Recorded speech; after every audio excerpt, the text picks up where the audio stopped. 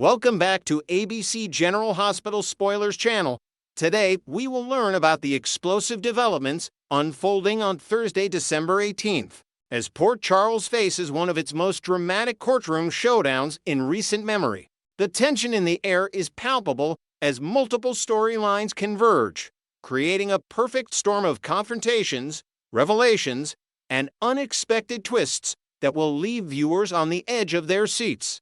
The Courthouse confrontation. The drama begins early at the Port Charles Courthouse, where two of the most formidable women in town come face to face in what can only be described as an Arctic encounter. Carly and Nina Reeves cross paths in the hallway outside the courtroom, and the temperature immediately drops several degrees. Their history is complicated and bitter, filled with betrayals and secrets that have festered over the years.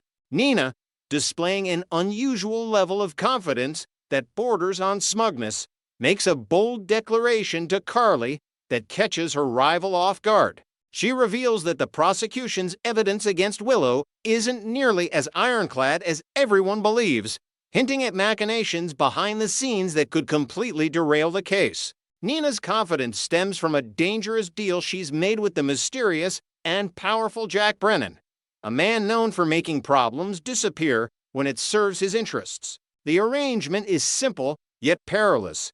Brennan will ensure that critical evidence against Willow vanishes from existence, effectively gutting the prosecution's case. However, this devil's bargain comes with strings attached that Nina may come to regret.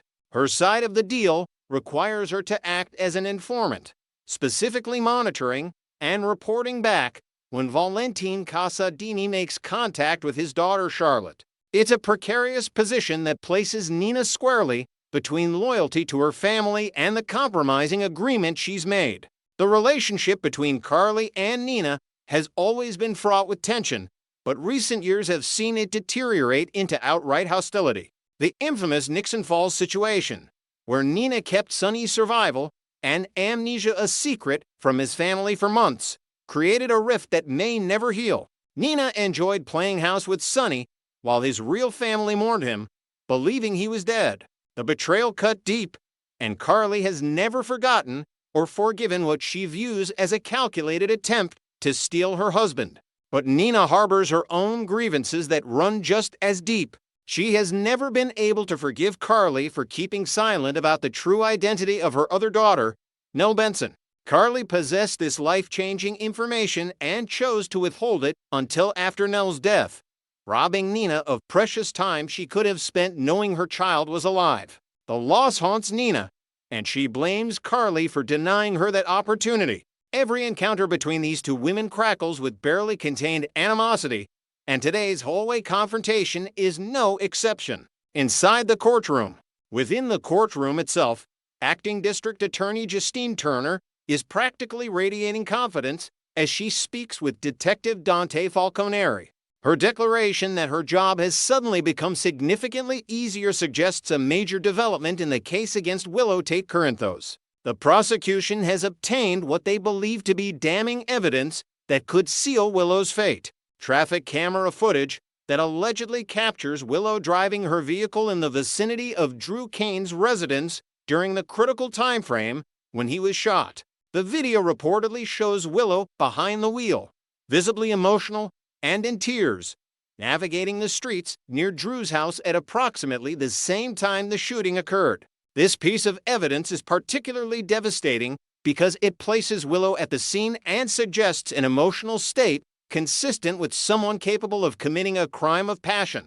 The prosecution views this footage as the smoking gun that will tie everything together and prove their case beyond reasonable doubt. Adding to the mountain of circumstantial evidence is the recovery of the weapon used in Drew's shooting. The gun, which has been traced back to the legendary Edward Quartermain's personal collection, was discovered in the guest room where Willow had been staying at Elizabeth Baldwin's house. Willow's defense team has attempted to characterize this as an obvious frame-up, arguing that someone deliberately planted the weapon to incriminate her. However, convincing a jury that someone orchestrated such an elaborate setup may prove challenging, especially when combined with the traffic camera evidence.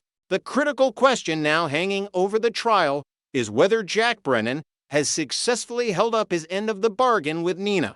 Did he manage to access the evidence room at the Port Charles Police Department and erase or tamper with that crucial traffic camera footage? Or will Nina's overconfidence prove to be her downfall, making her look foolish when the evidence she promised would disappear is presented in court for all to see? The stakes couldn't be higher, and Nina's premature gloating to Carly may come back to haunt her. Curtis and Trina's change of plans. Elsewhere, Curtis Ashford seeks out Trina Robinson to inform her of an unexpected change in their plans for the day. The original schedule has been altered, and Curtis makes it clear that they will both be attending Willow's trial at the courthouse. This decision raises intriguing questions about their involvement in the case.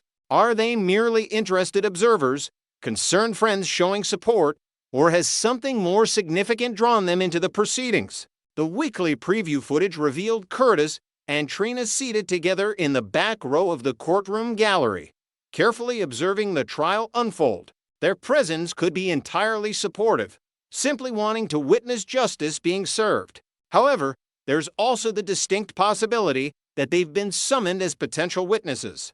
Could they have information relevant to the case? Perhaps most intriguingly, did additional traffic camera footage surface showing Curtis's vehicle or someone connected to him in the area that night?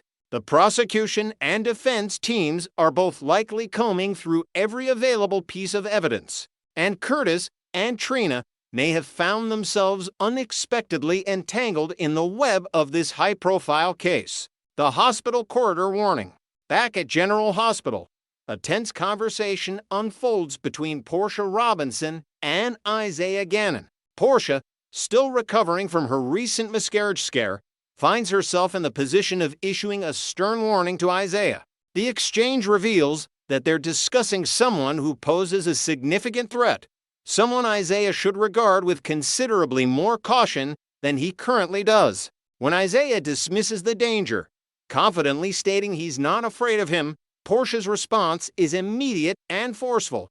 He should be afraid, very afraid. The identity of this mysterious him remains frustratingly ambiguous, though speculation naturally turns to Drew Kane, given his central role in so many current Port Charles dramas. Drew has powerful connections and a military background that makes him a formidable adversary. However, another possibility emerged in the weekly preview footage when Brad Cooper suddenly materialized at the hospital, demanding to see Portia. A nurse was shown rushing to have him removed from the premises, suggesting Brad might be the source of the threat Portia is warning Isaiah about. Brad's history of manipulation and his involvement in various schemes over the years makes him someone who shouldn't be underestimated, regardless of whether the threat comes from Drew, Brad, or someone else entirely. Portia's message is crystal clear. Isaiah needs to develop a healthy respect for this person's capabilities and the danger they represent. Isaiah may be confident in his own abilities, but Portia has seen enough of Port Charles's darker side to know that underestimating the wrong person can have devastating consequences.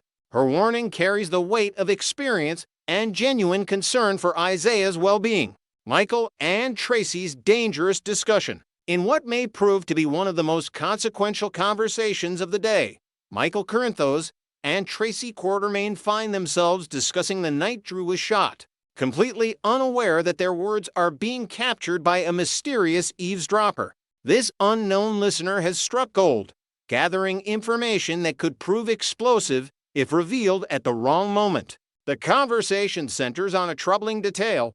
Tracy witnessed Michael's car parked near Drew's residence during the time frame when the shooting occurred. The implications of Tracy's observation are staggering. If Michael was in the vicinity when Drew was shot, it raises uncomfortable questions about his potential involvement. The discussion between Michael and Tracy takes on an even more serious tone as they contemplate Tracy committing perjury on the witness stand to protect Michael. Tracy proposes lying under oath to provide him with an alibi or otherwise shield him from suspicion. Michael's response, assuming I need protection, is telling, but Tracy's pointed question, don't you, suggests she believes the situation is far more precarious than Michael may be willing to admit. The conversation reveals layers of potential legal jeopardy for both parties. While they focus on protecting Michael, Tracy's own presence in the neighborhood that night raises questions she may not have fully considered. Yes, Tracy was the person who discovered Drew's wounded body and called 911, which initially seemed to establish her as an innocent witness who happened upon a crime scene. However, what was she doing in that particular neighborhood at that specific time? Did she have her own reasons for being there? Could Tracy herself become a suspect if investigators begin questioning the convenient timing of her discovery? The mysterious eavesdropper listening to this conversation represents a wild card that could change everything. Who is this person, and what do they plan to do with the information they're gathering? Are they working for the prosecution, collecting evidence to use against Michael and Tracy? Could they be a private investigator hired by someone with their own agenda? Or might this be someone with personal motivations, perhaps seeking leverage or revenge? The identity and intentions of this listener could prove crucial to how events unfold in the coming days. Lulu's final warning. At General Hospital, another confrontation reaches its boiling point as Lulu Spencer unleashes her fury on Britt Westburn. Lulu's anger has been building for some time, and she makes it abundantly clear that what Britt has witnessed so far is merely the opening salvo. The fierce declaration, "Trust me, that is just the beginning," leaves no doubt that Lulu is prepared to escalate this conflict if Britt doesn't heed her warning. The source of Lulu's rage centers on Britt's ongoing relationship with Lulu's son, Rocco Falconeri. Despite Lulu's explicit wishes that the two have no contact whatsoever, Britt has continued to maintain some form of connection with the teenager. From Lulu's perspective, Britt's influence has already caused enough damage. If Rocco hadn't been spending time around Britt, he would never have known she worked in Henry Dalton's laboratory. That knowledge led to choices that resulted in Rocco facing legal consequences, ultimately being sentenced to 300 hours of community service. While some might argue that Rocco got off relatively lightly considering the potential penalties he faced, Lulu sees the situation differently. Her son faced legal jeopardy, stress, and consequences that could have been completely avoided if Britt had simply stayed away from him as Lulu had requested. The community service sentence, the court appearances, the worry and embarrassment, all of it could have been prevented. Lulu's warning to Britt is unequivocal and final. Stay away from Rocco, regardless of whether the teenager himself wants to maintain the relationship. This is a mother drawing a line in the sand, making it clear that she will do whatever is necessary to protect her son from what she perceives as Britt's toxic influence. The question now is whether Britt will respect Lulu's wishes or whether this confrontation is merely the first battle in an escalating war between two strong-willed women who each believe they're acting in Rocco's best interests. Next, we will learn about the explosive developments hitting Port Charles this Thursday as multiple storylines collide in spectacular fashion. The drama is reaching fever pitch, and several beloved characters find themselves navigating treacherous waters that could reshape their lives forever. Nina Reeves faces her reckoning. Nina Reeves discovers herself positioned squarely in the crosshairs this Thursday, and the temperature surrounding her latest predicament is about to reach scorching levels. The embattled businesswoman has been skating on increasingly thin ice for weeks now, and it appears that the moment of truth has finally arrived. Those who have followed Nina's journey know that she possesses an uncanny talent for creating chaos wherever she treads, and her mounting list of transgressions has built a powder keg just waiting for the right spark to ignite it. The circumstances surrounding Nina's current crisis remain shrouded in mystery, but the possibilities are genuinely staggering when you consider the sheer volume of people she has wronged throughout her time in Port Charles. Her relationship with Carly Corinthos remains perpetually fractured, poisoned by Nina's calculated decision to report Drew Kane to the Securities and Exchange Commission. That single vindictive act sent Drew behind bars and destroyed whatever fragile peace might have existed between these two formidable women. Carly possesses an elephantine memory when it comes to betrayal, and she has been methodically waiting for the perfect opportunity to exact her revenge on Nina. Beyond Carly, Nina's biological daughter, Willow, maintains an uncomfortable distance from the woman who gave birth to her. Their mother-daughter bond resembles a cracked mirror, never quite whole despite numerous attempts at reconciliation. Willow's husband Michael harbors his own deep-seated resentment toward Nina, viewing her as a toxic influence who brings nothing but destruction to his family's doorstep. Michael has proven time and again that he will do whatever it takes to protect his wife and children from perceived threats, and Nina undoubtedly ranks high on his list of people to neutralize. The intricate web of Nina's enemies extends far beyond the Courthouse clan. Throughout her tenure in Port Charles, she has accumulated adversaries like some people collect stamps. Her manipulative tendencies, combined with her willingness to weaponize sensitive information, have created a roster of individuals who would cheerfully celebrate her downfall. Whether Thursday's confrontation stems from her romantic entanglements, her business dealings at Crimson, or some completely unexpected source, Nina faces a reckoning that has been building for months. Jason Morgan's mission to find Josslyn. Stone Cold Jason Morgan embarks on a deliberate mission to locate Josslyn Jax this Thursday, and whenever the legendary enforcer goes searching for someone with purpose, you can guarantee that significant developments are unfolding behind the scenes. Jason doesn't waste time on trivial matters, and his decision to track down Josslyn specifically suggests that she possesses either information he desperately needs or skills that his current situation demands. The relationship between Jason and Josslyn carries unique weight given his complicated history with her mother. Carly and Jason share an unbreakable bond forged through decades of loyalty, danger, and unwavering support. Josslyn grew up watching this friendship, understanding on a fundamental level that Jason represents safety and protection in a world often defined by chaos. This makes Jason's approach to Josslyn particularly intriguing because he could easily go directly to Carly with whatever concerns him, yet he deliberately chooses to involve her daughter instead. Josslyn has evolved significantly from the privileged teenager who once viewed the mob world through rose-colored glasses. Her experiences with Dex, particularly the dangerous situations they navigated together, transformed her into someone capable of handling pressure that would crush most people her age. She demonstrated remarkable composure during crisis situations, proving that she inherited her mother's steel spine and quick thinking.